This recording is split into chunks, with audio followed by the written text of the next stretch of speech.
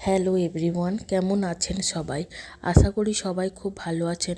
আজকে আমি বানাবো আমলকির আচার। এখানে আমি অল্পই বানাবো, যাতে 2-3 দিনের মধ্যেই শেষ হয়ে যায়। আপনারা চাইলে এখানে বেশিও বানাতে পারেন।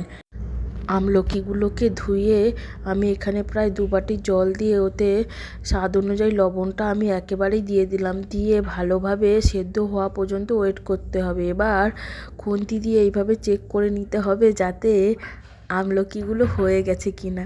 এবার আমলকিগুলো সেদ্ধ হয়ে গেলে দেখবেন এইভাবে আমলকিগুলো আপনাই কোয়াগুলো ছেড়ে আসছে।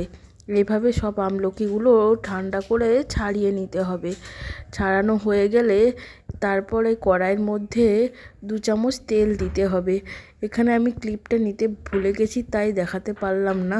2 চামচ তেল দিয়ে ওর মধ্যে 1 চামচ ফোড়ন ও 1 চামচ হলুদ দিয়ে আমলকিগুলোকে আমি হালকা ভেজে নেব, যতক্ষণ না হালকা লাল লাল হয়ে আসে।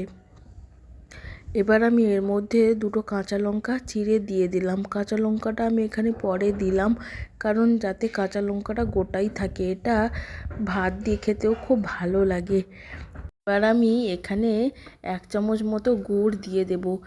আপনারা গুড়টাই ইউজ করবেন, যাতে এটা হেলদিও হয়।